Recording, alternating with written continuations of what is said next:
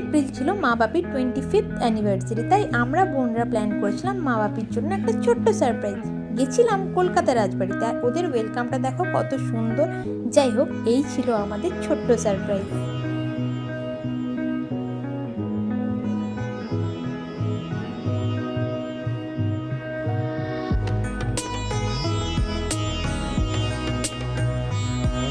তারপর হলো cake cutting পর্ব।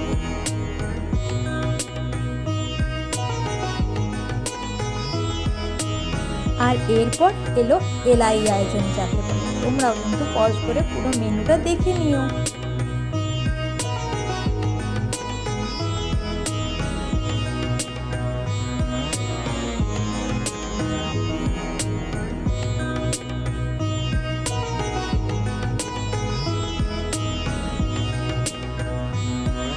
প্রতিটা আইটেম কিন্তু ভীষণ টেস্টি ছিল, যাকে বলে এক কথায় পেট ভর্তি করে খেয়েছি আমরা সবাই। আমাদের কিন্তু খুব ভালো লেগেছে। তোমরা কে কে এখনও কলকাতা রাজবাড়ি গেছো তা কমেন্ট করে জানিও, আর কেমন লেগেছে সেটাও জানিও। লাস্টে খেলো বোন ভেটকি পাতুরি, এটা খেতে জাস্ট অসাধারণ ছিল। তোমাদের ভিডিওটা কেমন লাগলো তা কমেন্ট করে জানিও। আমাদের দিনটা কিন্তু খুব ভালো কেটেছে। চলো দেখা হচ্ছে পরের ব্লগে, টাটা।